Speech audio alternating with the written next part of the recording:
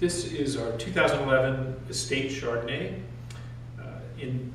It's made from fruit that is a few miles south of the winery in our Edna Ranch vineyards.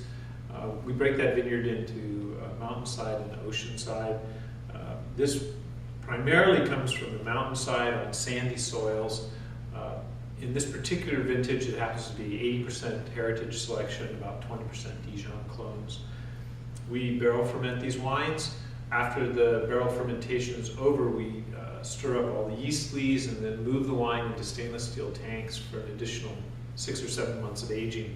This is the authentic or true white Burgundy method. It's not practiced much in California, but what it does is it helps integrate oak flavor and gives a little bit more richness in the mid-palate. 2011 is one of the very best Chardonnay vintages I've ever seen in my career.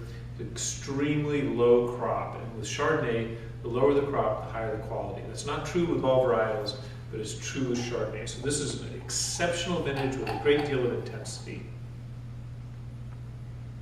It leads with spice and a little bit of flintiness or minerality. There's a kind of a sauteed pear or a very rich, ripe pear apple type note as well. Lots and lots of spice aromatics, cinnamon-like almost.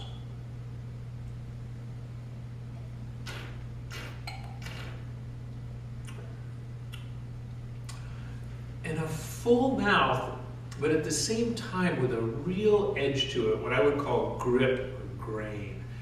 And it's characteristic of my favorite kind of vintages. The 2009 vintage had some of this. This vintage has even more.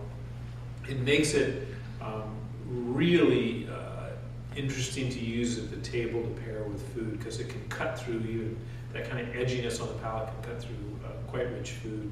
And I think this wine will be quite long-lived. I hedged my bets because it's very difficult to predict even for a winemaker exactly how a wine's going to age.